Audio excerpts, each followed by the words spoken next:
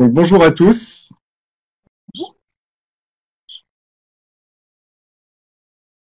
J'essaie de faire que nous. Bonjour à tous. On va commencer à parler du géocaching de Tarentaine, le géocaching On va passer 1 heure ensemble sur ce sujet-là.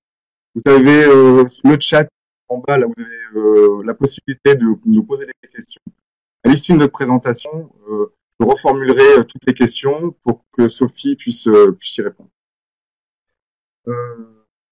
Puis, donc tout, je vais quand même vous informer de 2-3 choses. Je vais vous embêter 2 minutes avec une ou deux slides sur le programme de formation.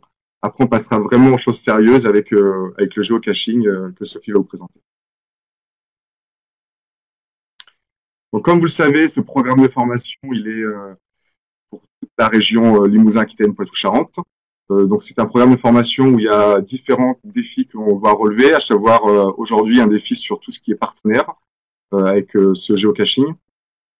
Et on travaille grâce à tous nos partenaires financiers, à savoir le conseil régional, la Directe, AGFOS, nos AGFOS et le CNFPT pour que toutes les formations que vous suiviez soient prises en charge. On les remercie au passage. Comme vous le savez, tout le programme de formation est accessible depuis une seule adresse, à savoir le bit.ly/programme 2016. Et toutes les formations, toutes les actions de professionnalisation sont en ressources sur le site de la MOPA, comme le sera ce séminaire à la fin. Vous avez la possibilité, comme vous le savez, de nous poser toutes les questions à travers un contact unique, l'équipe pro région gmail.com. Et nous avons également un seul téléphone qui vous permet en fait de recenser toutes vos demandes pour l'ensemble des formations et des actions. Voilà, si vous êtes prêts, on va passer du coup la parole à Sophie Marnier, ma collègue du CRT, qui va vous présenter le Terra Aventura, le géocaching Maine Limousin. Si vous êtes prêts, on va pouvoir débuter. Sophie, la parole est à toi.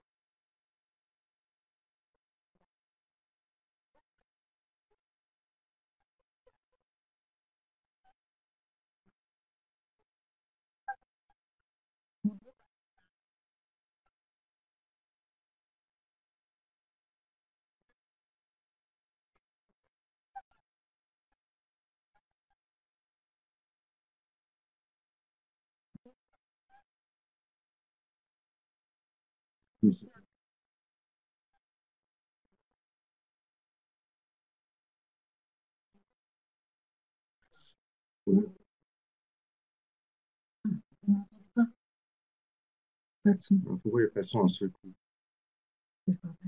Si. Est-ce que je parle mieux Est-ce là? que vous entendez?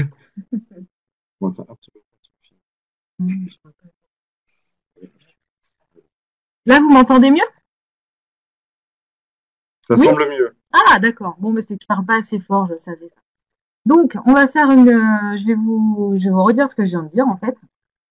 Tout d'abord, on va faire un petit exercice de prononciation sur le géocaching. Alors, géocaching, c'est géocaching et pas catching. Sinon, vous allez vous faire détester des géocacheurs. Donc, répétez après moi, géocaching. C'est bon? Vous êtes OK? On peut commencer. Donc, Terra Aventura, c'est une aventure qui date depuis 2011. Donc, on a travaillé au sein du CRT, on avait plusieurs objectifs. Tout d'abord, c'était valoriser les trésors cachés du Limousin. L'idée étant de montrer un peu notre patrimoine insolite, des éléments un peu plutôt, on va dire, humanistes, des petites choses qu'on peut avoir en Limousin qui sont importantes pour découvrir notre région. Faire du Limousin les premiers ambassadeurs de la région, parce que on sait que les habitants, c'est très important. Il faut savoir qu'en Limousin, on n'est pas toujours très très fiers de notre région, donc c'était important de mobiliser un certain nombre de personnes autour des valeurs de notre territoire. Et puis le troisième point, c'était dynamiser l'offre touristique. Donc donner un petit coup de peps, avoir une offre touristique qui est un petit peu en décalage et qui va nous montrer différemment le patrimoine avec des outils qui seront un peu plus ludiques. Donc voilà en gros, sachant que ces trois objectifs-là, généralement dans les territoires ruraux, on a à peu près les mêmes.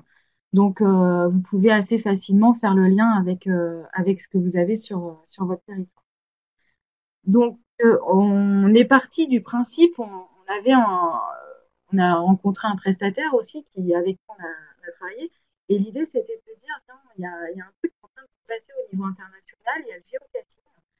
Et le géocaching, en 2011, c'était encore pas très connu. Il y avait quelques expériences en Bretagne, dans le Doubs, il y avait des expériences en France. Et puis, le géocaching, on s'est un peu penché sur la question. Et aujourd'hui, c'est 2 800 000 caches. Donc, c'est vraiment un gros phénomène international. Et c'est 15 millions de joueurs dans le monde entier qui sont férus de géocaching. Alors nous, notre cible, c'était pas tellement les géocacheurs, c'était plutôt les familles. Mais il fallait on souhaitait mêler les deux, en fait, les géocacheurs et les familles. Du coup, on a décliné notre projet, enfin, le géocaching en Terra Aventura. Alors, on utilise bien le géocaching, on est soutenu par geocaching.com. Bon, c'est bien du géocaching, sauf que nous, on l'a réinventé un peu et on lui a donné une petite couleur différente avec des personnages, comme vous pouvez le voir sur la carte que vous avez sous les yeux.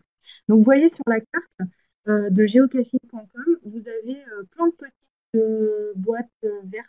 Donc, tout ça, c'est les endroits où il y a des caches dans le monde. Vous voyez qu'en France, en Europe et dans le nord des États-Unis, il y en a beaucoup. Il faut savoir que le géocaching, juste pour faire un peu d'histoire, a été créé en 2000 quand le GPS est devenu civil. Et il y a trois personnes, des Américains à Seattle, qui étaient des informaticiens et du coup, ils avaient une appétence pour le GPS et pour Internet. Et ils ont posé une boîte de haricots verts, ça c'est la légende, quelque part en forêt. Et ils ont lancé les coordonnées GPS sur un site web. Et là, le phénomène géocaching est parti. Et depuis, on a 2 800 000 boîtes à travers le monde. Voilà pour ce qui en est de la présentation générale. Puis on va aller un petit peu plus loin dans le géocaching pour que vous compreniez bien les différences de jeu, parce qu'il y a vraiment un vrai savoir-faire en termes de jeu. Donc le géocaching, il y a plusieurs types de géocaching. Alors là, vous voyez sur votre écran l'ensemble des logos. Donc ça, c'est tous les types de caches qu'on peut avoir. Ah, vous entendez pas? Ah, c'est compliqué, hein. Je parle pas assez fort. Là, ça va mieux? C'est bizarre de ne pas avoir le retour en direct. C'est troublant, hein. Du coup, il y a plusieurs types de caches. Vous voyez, il y a des boîtes vertes, des boîtes jaunes et un point d'interrogation. Ça, c'est les boîtes les plus courantes qu'on va trouver sur le géocaching. Donc, les boîtes vertes, c'est les traditionnelles. En gros, on a une coordonnée GPS et on trouve la boîte. Les boîtes jaunes, c'est la multi, donc c'est Terra Aventura particulièrement. On va récolter des indices et on va trouver ensuite la boîte. Et les mysteries, on va devoir résoudre des problèmes à la maison. Et une fois qu'on aura résolu l'ensemble des problèmes, on aura une coordonnée qui nous donnera le lieu du trésor. Je vous ai mis quelques types de boîtes. Vous voyez, on aime beaucoup les grosses boîtes, celles où c'est écrit géocache. C'est des grosses boîtes nano, c'est des anciennes boîtes de munitions. Et puis la petite traditionnelle, la boîte Tupperware avec plein de choses dedans. Et puis la nano, donc c'est des toutes petites boîtes qu'on peut trouver. Donc différents types de caches qu'on va pouvoir trouver en milieu naturel principalement ou en ville. Le principe du géocaching, c'est on prend un objet et on en laisse un autre et on fait grossir le trésor. On est bien dans cette dimension-là et on est dans un jeu collaboratif, donc on est vraiment ici pour faire grossir le trésor. Alors bien sûr, on met pas de pièces ou d'argent, etc., hein, on est plutôt sur des bibelots de manière générale. Du coup, alors Terra Aventura dans cette démarche-là, nous on est sur des multis. Donc, je vous disais tout à l'heure, il y a trois types de caches principales. Nous, on a choisi de faire plutôt des multis. L'idée, c'est de partir à la recherche d'indices. Et ces indices vont nous donner à chaque fois un chiffre. Et ensuite, on va remplacer ces indices dans la coordonnée finale. Donc, vous voyez la coordonnée finale, là, je vous l'ai mis en haut, N4538AB5. Donc, on va rechercher l'indice A qui va avoir une valeur peut-être 2, B qui va avoir une autre valeur, une valeur peut-être 3 par exemple. Et du coup, on va le remplacer dans la coordonnée finale et c'est ça qui va nous donner le lieu du trésor. Donc, nous, dans Terra Aventura, on a une manière de jouer, c'est qu'on utilise une application mobile. Il faut savoir que sur geocaching.com, qui est le site de référence pour l'ensemble du géocaching, on va aussi utiliser une application ou un site internet. J'ai mon secrétaire à côté qui passe les slides. Donc nous, dans Terra Aventura, on va trouver une boîte, toujours la même, une grosse boîte, parce que dans le géocaching, on a de plus en plus de petites boîtes. Et donc là, on va trouver des grosses boîtes, et à l'intérieur, on va retrouver le logbook, vous voyez là, qui est écrit balade en Limousin, etc. Donc le logbook, on va forcément, quand on est géocacheur, on va laisser un petit message sur ce logbook, on va raconter son récit, son aventure. Et puis, on va trouver ces fameux badges qui font la particularité de Terra Aventura. Et ces différents badges, ben, ils ont une thématique spécifique. Donc là, vous voyez un badge vert, Zartus. Donc lui, il va nous parler principalement de tout ce qui est point de vue, environnement, beaux paysages, forêts, etc. Zabeth qui va nous parler de l'histoire. Zéroïque qui va nous parler de tout ce qui est médiéval. Zéidon, plutôt de l'eau, etc. Donc on va les thématiser. Aujourd'hui, on en a un certain nombre. On a 25 personnages. Je vais récupérer 25 personnages.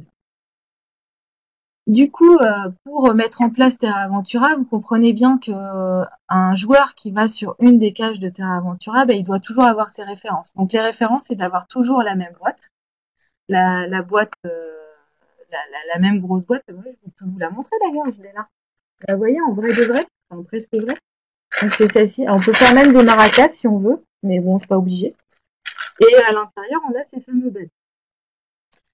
Et du coup, pour un site internet, oui, ah non, il en a eu un en plus, c'est un nouveau. On a plusieurs critères de qualité. Et l'idée pour nous, c'est qu'à chaque fois qu'un joueur fait une tâche Terra Aventura, on recherche l'effet waouh. Vous savez, le truc, c'est si on n'avait pas eu Terra Aventura, on serait jamais allé ici et c'est vraiment génial d'y venir. Donc on privilégie toujours des sites insolites, des sites où bah oui, on serait pas allé quoi si on n'avait pas eu cet outil. Et puis toujours avoir des informations rigolotes, historiques quand même, parce qu'on a un discours à la fois pour les parents et pour les enfants. Donc il faut savoir mêler l'histoire et puis les anecdotes, mais tout en apprenant, on va quand même rigoler lié à ces interactions entre les différents personnages. Et on va choisir toujours un sentier. Alors, on a des sentiers qui font 1 kilomètre jusqu'à 14. Très clairement, la majorité font entre 5 et 7 kilomètres. C'est ce que préfèrent nos joueurs. Ils ne veulent pas avoir de trop grandes distances. 5 kilomètres, c'est bien, ça suffit. Et ça permet à des enfants en bas âge de pouvoir faire des tâches sans problème. Est-ce que sur cette première partie, le geocaching.com, vous avez des questions, vous pouvez les poser. On pourra peut-être y répondre même au cours de la présentation, à voir. On fera peut-être un point. Mais n'hésitez pas, je ne sais pas si c'est clair pour vous, mais le géocaching, c'est un mouvement mondial. Terra Aventura, c'est une déclinaison du géocaching. Mais c'est bien du géocaching. Voilà. Donc on a deux manières de jouer à Terra Aventura. La première, c'est le site internet. J'espère que vous y êtes allé, d'ailleurs. Donc le site internet classique où là on va retrouver l'ensemble des feuilles de route. C'est-à-dire qu'on va pouvoir jouer à Terra Aventura avec un GPS de rando et une feuille de route. Et vous voyez là la famille qui est ici, donc ils ont un GPS en main, le petit garçon, et une feuille de route. Donc c'est sur cette feuille de route on va avoir les histoires, mais on va avoir aussi des coordonnées GPS et on va pouvoir relever les indices. Alors et la deuxième façon de jouer, qui est vraiment aujourd'hui la plus répandue chez nous, c'est l'application mobile. Alors, on l'a intitulé cette slide le choc de la simplification parce qu'il faut voir que très clairement, nous, on l'a sorti en année 3 et on a quasiment, je sais plus, c'est triplé ou quadruplé le nombre d'utilisateurs grâce à l'application. Parce qu'on n'a plus besoin d'utiliser des coordonnées GPS. Elles sont déjà préinstallées dans l'application et on a juste à cliquer pour nous amener au point. Et en plus, on va pouvoir valider nos réponses.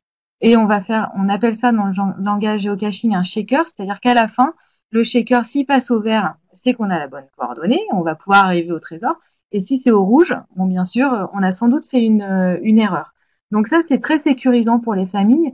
Et du coup, clairement, c'est ce qui a fait que Terra Aventura aujourd'hui, 17 500 équipes, quoi. Donc, et l'application y est pour beaucoup. C'est très clair. Donc, vous voyez un peu les différences, enfin les différents personnages qui vont intervenir. Donc là, c'est Zahan, le petit personnage. Il parle lui souvent des animaux. Et donc, il va nous raconter des histoires et ils vont interagir entre les personnages. Donc voilà deux méthodes, le site internet et l'application mobile. Alors c'est vrai que Terra Aventura et le géocaching, on le dit, c'est plus qu'un jeu, c'est une expérience parce que derrière, on a raconté une histoire. On n'est plus en Limousin, on est dans Terra Aventura. Donc Terra Aventura, c'est un autre univers. On a complètement réinventé l'histoire du Limousin à travers des personnages. Et en année 2, tout de suite, les Bad Boys sont arrivés. Vous comprenez bien que les Bad Boys, c'est les Bad Boys, c'est un peu Florent Guitare, quoi, en fait, euh, quand, en fin de journée. Et du coup, ils sont là, ils vont intervenir dans le jeu et ils vont modifier le jeu. Donc cette année-là, en année 2, ils étaient arrivés sur des caches et ils avaient pris d'assaut quelques caches et il fallait aller les délivrer. Délivrer les caches, délivrer les gentils boys des bad boys. Voilà, je vous fais court, mais en gros, c'est un peu ça. Du coup, à chaque fois, on essaye d'avoir des éléments qui permettent aux joueurs d'être vraiment intégrés dans l'histoire.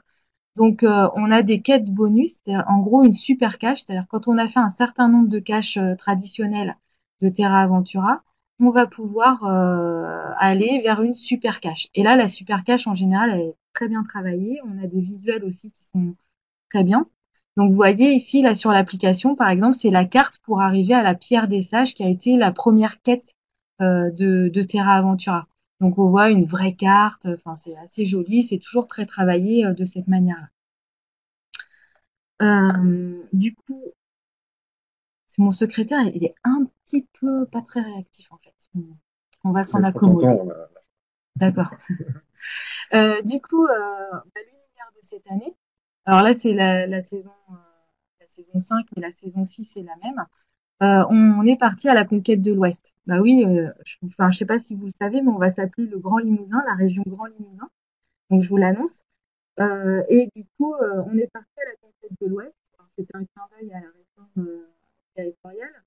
Et les Bad Boys ont investi une partie de la Charente. Donc depuis cette année, on a piqué 14 caches en Charente et Terra Aventura est en train de s'élargir aujourd'hui. Oui, on a 150 caches. Et donc on a réinventé un univers comme ah mince. Et comme on partait à la conquête de l'Ouest, on est parti avec des cow-boys forcément. Donc les Bad Boys se sont transformés en cow-boys et sont partis conquérir les nouveaux espaces. Et du coup, il y a des territoires, comme par exemple le territoire des Grands Lacs en Charente, où on a réinventé un peu le lac Powell, des choses comme ça. Enfin, on s'est vraiment inspiré des États-Unis pour redessiner en fait notre territoire et donner un autre regard sur l'ensemble de Terra Aventura. Donc à chaque fois, on se lance dans un univers et vraiment on l'incarne. D'ailleurs, pour vous dire, cette année, on a fait le lancement de la saison 6, donc les ZIP, les Erim Important Personnes, puisqu'on a un groupe au sein de Terra Aventura, de géocacheurs qui sont vraiment nos ambassadeurs. Et on les a invités à Angoulême, à la Cité de la BD, et ils étaient tous déguisés, par exemple, en Lucky Luke, quoi. Donc, on voit bien que on est dans cette logique-là, et même les joueurs, ils incarnent la saison et ils se mettent en situation. Donc ça, c'est vraiment très chouette et on voit bien qu'on va s'approprier cette dimension-là. Alors, pour aller plus loin, on a mis en place du jeu dans le jeu, très clairement, puisque notre objectif, c'était de fidéliser aussi les joueurs.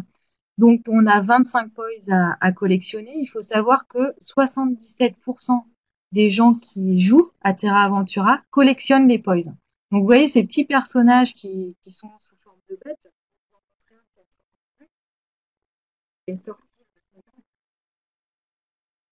Par exemple, là, vous voyez ces zélés. Là, vous voyez.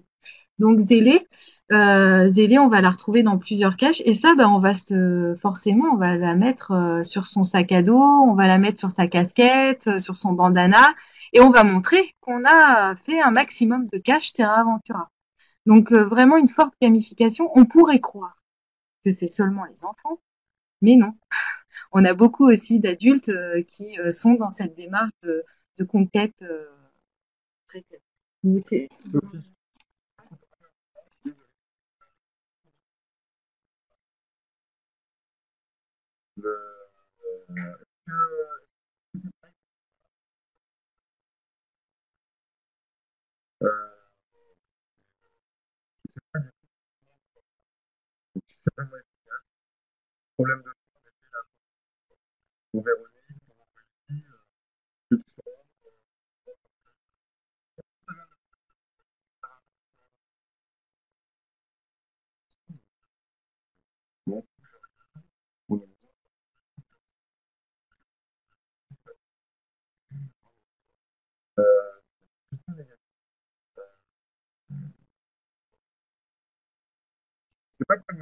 Je peux faire un langage des signes. Ah, Sophie, mais c'est pas ça.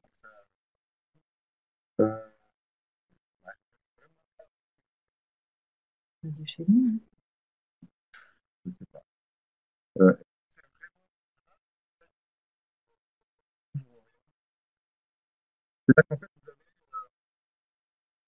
On entend Sophie. vous avez entendu Ah, super. Et c'était intéressant quand même. ça? Oh.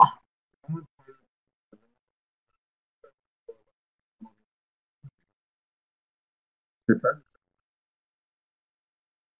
Ah, Oui, c'est on bon. entend Sophie après. Et là, vous m'entendez là? Véronique, tu peux On répondre? n'entend que Sophie. Ah, bah c'est cool. Ouais, c'est le principal. Ne vous inquiétez pas. Voilà. Tout va bien. Bon, allez, on recommence alors? Non, mais pas depuis le début, hein. Donc, bon, juste pour résumer, donc le géocaching, Terra Aventura, c'est une déclinaison du géocaching. On met en place une histoire, on va jusqu'au bout de l'histoire et on l'incarne vraiment, même nous, hein, on est vraiment dans le jeu. On se déguise aussi. Et puis un volet, on a deux outils pour jouer, le site internet avec les feuilles de route qu'on va imprimer, l'application mobile. Et la particularité de Terra Aventura, c'est son histoire et sa gamification. C'est bon, vous m'entendez toujours? On va faire des pauses. Oui, oui, oui. Bon, super. Bah, Du coup, alors j'en étais à du jeu dans le jeu. Donc on a 25 points à collectionner. Donc les points, ça vient de POI, Point of Interest. Vous savez, dans voilà les points d'intérêt qu'on peut avoir sur les GPS. Et du coup, nous on a mis un Z parce que tous nos personnages commencent par un Z. Parce que poise, oui, c'est la contraction aussi de poise, point of interest et toys, les jeux. Donc on a fait une contraction des deux, ce qui nous a amené à poise. Et du coup, nos personnages, commencent tous par un Z. Alors, je vous avais montré Zélé. Je crois que c'est celle-ci. Hop, là, vous la voyez.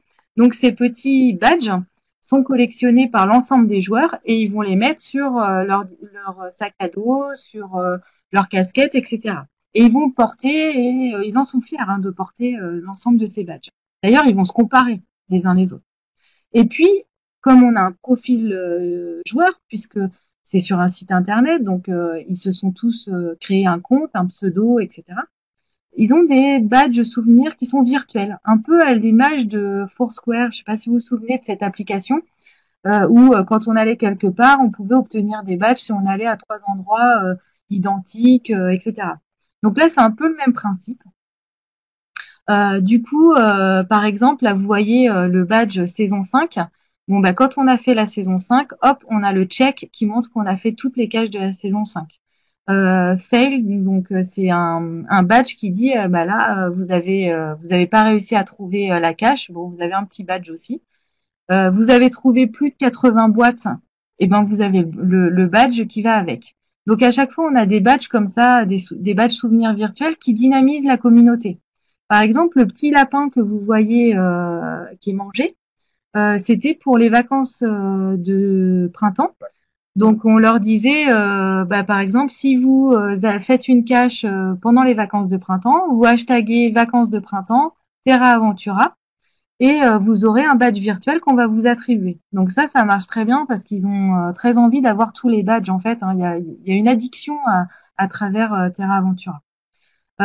Pour vous donner un autre exemple, on a les badges meilleurs commentaires et meilleures photos. Donc en gros, dès que donc tous les mois tous les mois de juin, juillet, août, septembre, on fait un concours et on attribue la plume d'or et la plume d'or et photo d'or, je sais plus, je crois que c'est comme ça. Et du coup, on attribue personnel. Donc ils ont envie d'avoir tous ces badges, donc il y a une certaine dynamique autour de ça. Tous les ans, on crée à peu près une dizaine de badges souvenirs virtuels qui permettent de dynamiser la communauté.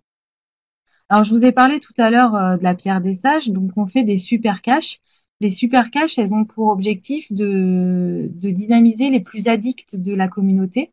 Et eux, ils veulent aller vers cette super cache. En général, cette super cache, elle est très travaillée. Ça peut être une boîte, ça peut être un parchemin, ça peut être et ça va être compliqué pour y accéder. Il faut toujours avoir un certain nombre de caches. Donc nous, notre objectif, c'est d'irriguer le territoire. Donc là, par exemple, il va falloir aller obligatoirement en Nord-Creuse, en Sud-Corrèze, en Haute-Vienne et puis en Charente pour pouvoir trouver cette super cache. Et cette super cache, quand on va quand on la travaille, on n'aura même plus besoin de coordonnées GPS. On dit sur du guidage un peu vintage, style ce chasse au trésor classique. Donc ça, c'est un peu toute notre mécanique de jeu, mais qui fait que les joueurs, ils s'en souviennent de tout ça et ils prennent du plaisir. Du coup, ils ont une super expérience et ils ont envie d'y revenir. Et pour dynamiser, on a aussi un autre outil, c'est des parcours éphémères. Tous les ans, on crée à peu près 4 parcours, 5 parcours qui ne verront le jour que pendant 15 jours. 15 jours ou 3 semaines. C'est-à-dire que si on les a pas fait pendant ces 15 jours, 3 semaines, on pourra plus les faire. Ou en tous les cas, peut-être une fois, mais on n'aura pas le badge virtuel qui est associé. Et ces parcours éphémères, ce sont les géocacheurs qui les préparent. On lance un concours tous les ans où chaque géocacheur peut prétendre avoir son parcours sur une cache éphémère. Donc je sais pas si c'est très clair, mais c'est le concours Maker Madness, on l'appelle comme ça. Et du coup, les géocacheurs candidatent, nous on a un jury et on relève, on sélectionne les 4 meilleurs parcours qui vont pouvoir bénéficier d'une visibilité sur Terra Aventura et qu'on va animer, et qu'on pourra peut-être même garder en pérenne. Alors ça, c'est un peu au cas par cas. Est-ce que c'est clair pour vous?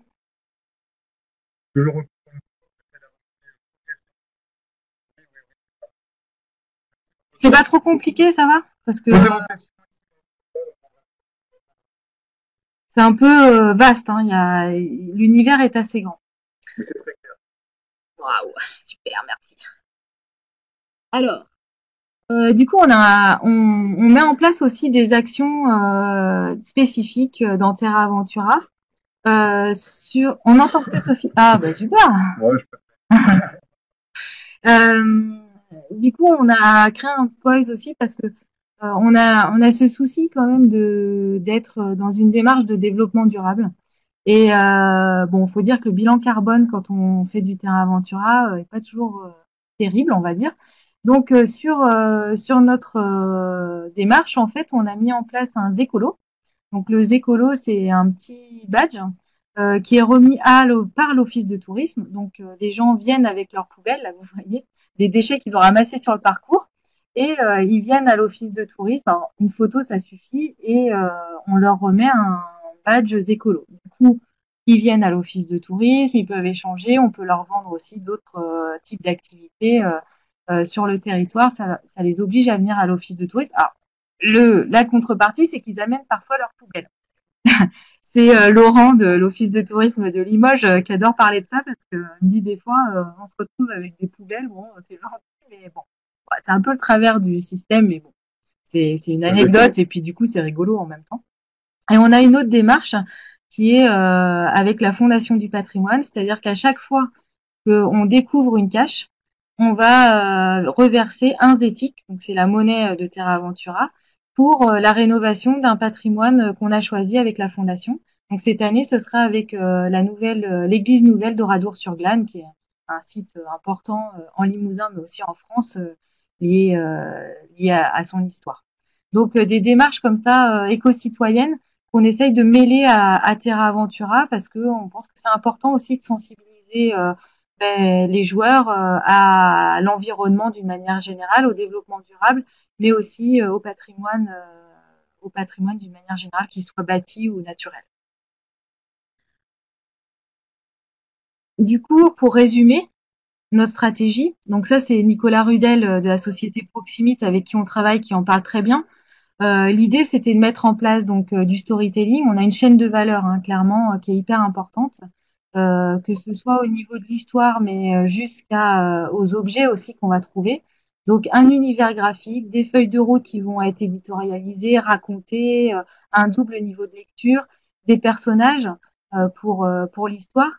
Derrière, ça génère une vraie expérience client avec des gens qui prennent du plaisir et qui, du coup, vont être séduits, qui sont attachés, qui vont, du coup, mettre les badges sur leurs vêtements, qui vont s'approprier, qui vont même parfois créer eux-mêmes leurs toys. Cette année, on en a clairement. Du coup, ils deviennent complètement séduits. Ils intègrent la démarche de gamification qui permet de les fidéliser encore plus dans le système et derrière ils partagent leur expérience, ils en parlent sur notre page Facebook, sur Instagram, mais aussi sur leur propre page. Ils vont partager, ils en parlent. Le bon exemple, c'est une blogueuse de Corrèze qui est une joueuse en fait et qui est venue à en parler et du coup qui partage sur son blog, etc. C'est d'elle-même qu'elle a fait ça et on voit bien qu'il y a une envie d'être toujours au centre du sujet. Là, on a lancé la saison 6 samedi dernier, on avait 250 personnes, c'est pas mal, c'est beaucoup même, on s'attendait pas forcément à avoir autant de monde. Et on voit qu'ils sont tous très attachés à Terra Aventura et ils aiment cette expérience-là de géocaching. Du coup, la chaîne de valeur, ce que je vous disais, c'est important pour nous. C'est vraiment d'avoir des boîtes de qualité qui soient un référentiel avec toujours des badges de qualité, un carnet travaillé, un crayon qui va bien avec, des géocoins, ça c'est un géocoin, je vais peut-être pas vous en parler, mais c'est un outil un peu spécifique dans le géocaching. Donc toujours des choses des éléments qui vont être de qualité pour que l'expérience soit toujours optimum pour le client et pour le donc un peu de chiffres quand même parce que c'est pas mal d'avoir des éléments chiffrés pour bien se rendre compte de ce qu'est Terra Ventura. Donc Terra Ventura, c'était en 2015 parce que évidemment on lance la saison 2016. On n'a pas encore les chiffres, mais on a 11 500 équipes aujourd'hui sur le site. Alors c'est même plus parce que j'ai fait des chiffres pour la conférence de presse de samedi et on était déjà à 17 500 équipes depuis. Donc là, les chiffres sont arrêtés à fin octobre.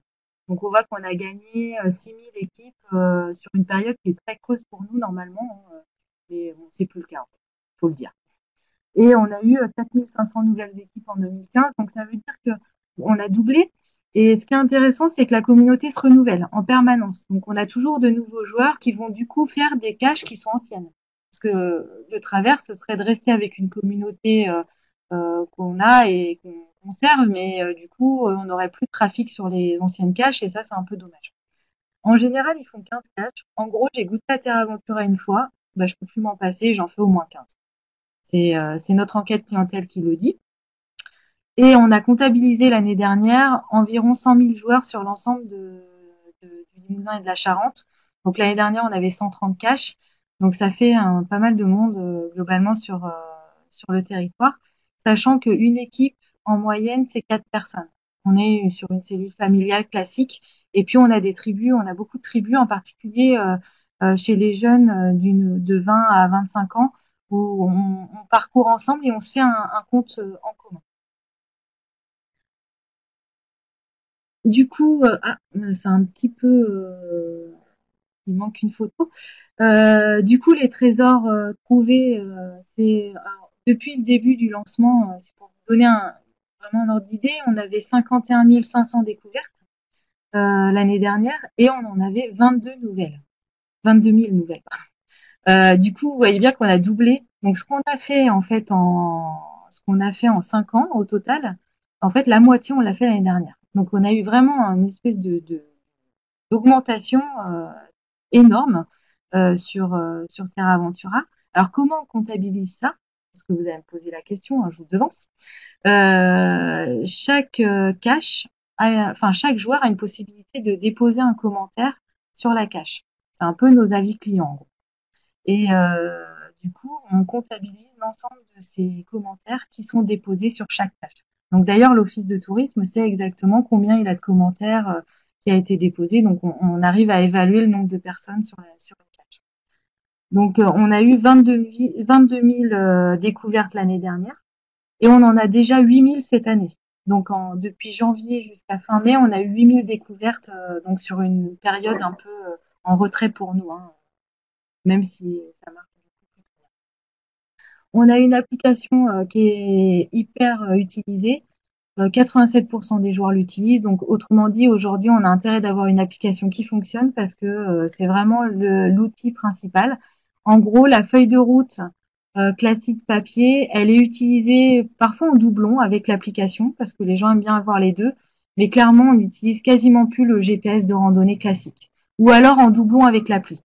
Mais ça, c'est pour les géocacheurs aguerris qui sont férus de géocaching d'une manière générale. Donc là, on a 14 000 téléchargements. Il faut savoir que déjà, on comptabilise 16 500 là au 31 mai. Donc on a eu une progression aussi cette année qui est encore assez importante de téléchargement de l'appli. Puis là, j'imagine qu'avec le lancement, on va avoir quelques chiffres qui vont tomber qui vont être intéressants. Ce qui est très intéressant aussi pour nous, c'est que 94% des joueurs sont satisfaits de l'expérience qu'ils vivent. Et sans doute le plus important, c'est que 89% déclarent en avoir parlé autour d'eux. Et ça, on le voit très très clairement. Le bouche à oreille marche très très fort.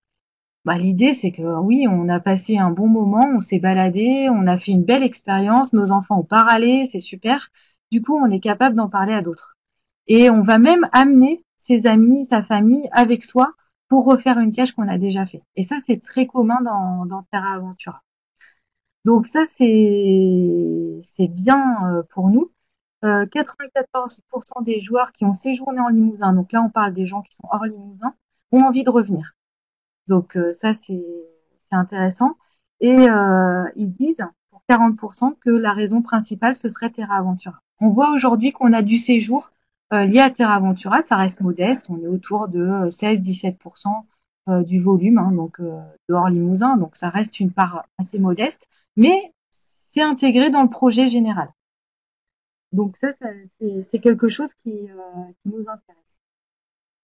La motivation des joueurs, 89% c'est pour découvrir le patrimoine insolite. Donc ça c'est important aussi parce que c'était bien notre démarche, c'était de découvrir le patrimoine insolite et de faire une chasse au trésor moderne. Donc on a bien rempli notre objectif de faire de faire découvrir notre patrimoine et c'est ça qu'ils aiment dans Terra Aventura. Du coup ils ont envie de ces indices, de ces repères qu'on va pouvoir trouver tout au long du parcours.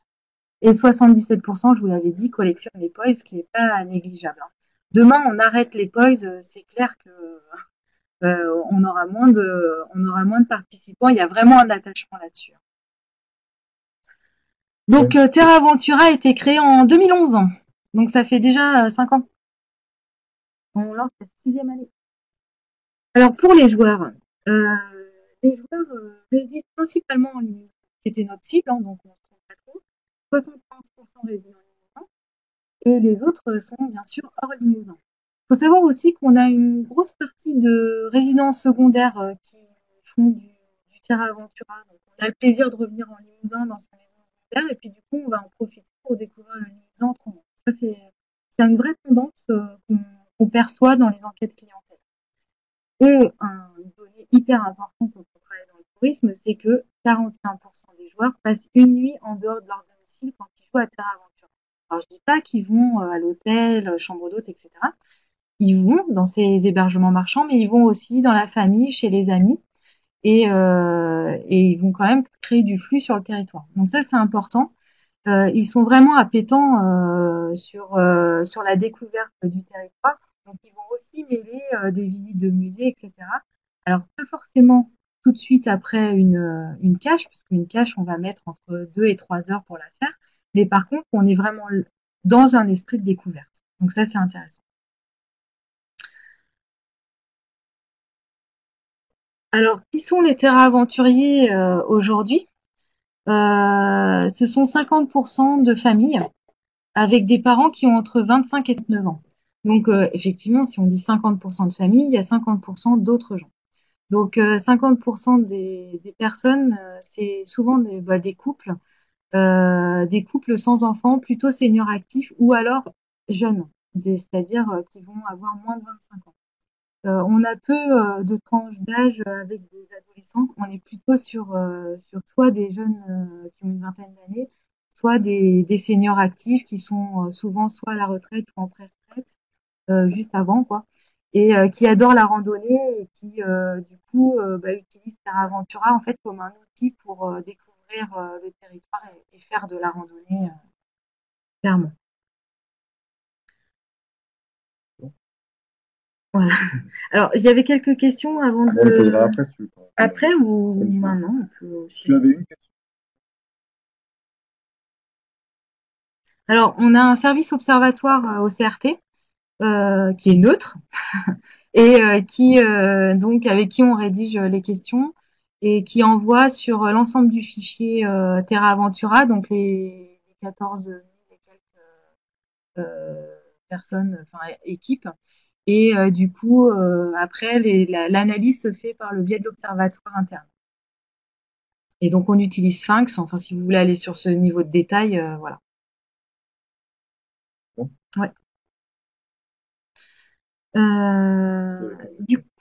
Du coup, comment ça marche? Euh, on a plusieurs partenaires dans Terra Aventura. Alors là, je vous parle des partenaires avec qui on développe le jeu sur le territoire. Sinon, on a des partenaires, mais qui sont des partenaires plus pour les lots, pour animer la communauté. Donc là, on va parler des partenaires vraiment techniques du projet. Donc c'est organisé par le CRT Limousin.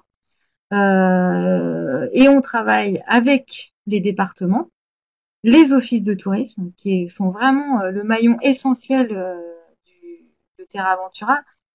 Vraiment, très sincèrement, s'il n'y avait pas les offices de tourisme, on ne pourrait pas mettre en place Terra Aventura sur le territoire. C'est vraiment un partenariat hyper important avec les offices de tourisme. Alors, c'est pas parce que j'anime le réseau des offices de tourisme en Limousin, mais parce que vraiment, on ne pourrait pas imaginer Terra Aventura sur les offices.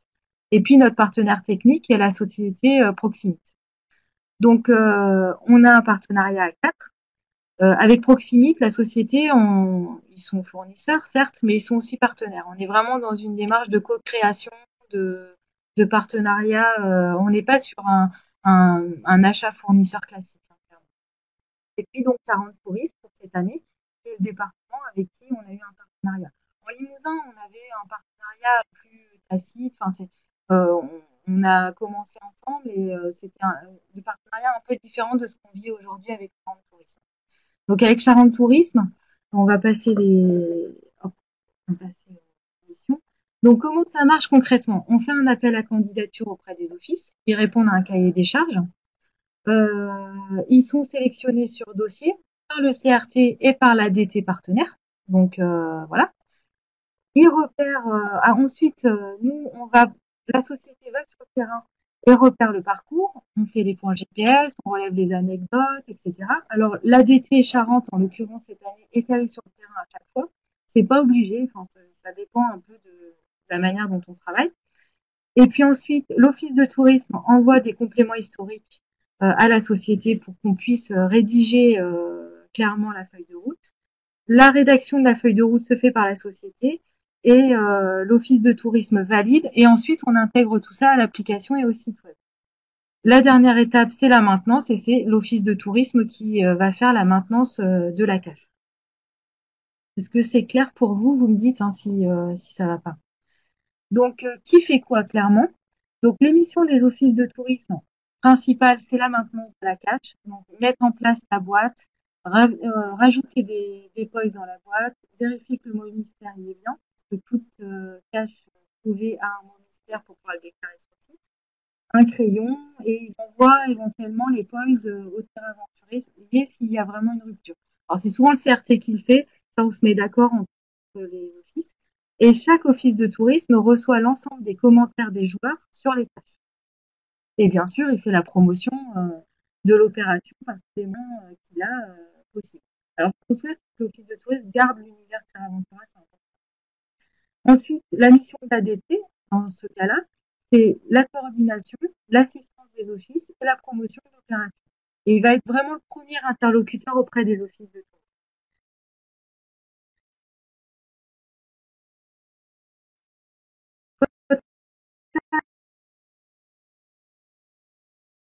La mission du CRT, joueur, c'est assez important. On envoie des polls sur les feuilles de route, etc. L'animation de la communauté, on envoie le matériel aux offices de tourisme. Si vous avez des retours de polls, etc., on vous l'envoie. Alors en quoi, c'est une question essentielle, n'est-ce pas? En quoi Terra Aventura est intéressant pour un office de tourisme? Alors je vous ai listé un certain nombre d'intérêts qu'on peut partager avec les offices de tourisme Limousin. Je ne sais pas s'il y en a aujourd'hui sur le web séminaire, mais ils pourront répondre aussi dans le chat. Mais l'intérêt, c'est une nouvelle offre ludique, très clairement, bon, qui est en vogue, hein, le géocaching, c'est en vogue. On a plein d'initiatives un peu partout qui sont en train de naître. On est vraiment dans cette démarche-là. Une capillarisation des flux sur les territoires, c'est-à-dire que globalement, moi j'aime bien prendre cet exemple-là. À Collonges-la-Rouge, par exemple, on n'a pas mis de cache Terra Aventura, parce que Collonges-la-Rouge, c'est un site qui est connu au niveau national, plutôt. Et du coup, on va plutôt mettre en place une cache à Messac, qui est un bourg voisin, qui est moins connu que Collonges-la-Rouge, mais qui est aussi très joli. Donc, on va aller essayer d'irriguer sur le territoire sur des lieux qui sont un peu moins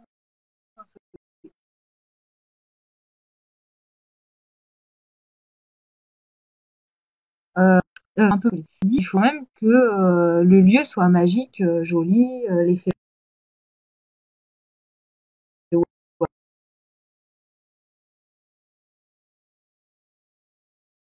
waouh, etc. Hein. On va pas, c'est pas Terra Aventura qui va faire d'un site qui n'a pas de quelque chose à montrer. Par exemple, à Courbeufy cette année, on a pu mettre en valeur les bonnes fontaines. Ben voilà, ça c'est quelque chose d'important, d'intéressant, qui vont intéresser les terrains aventuriers.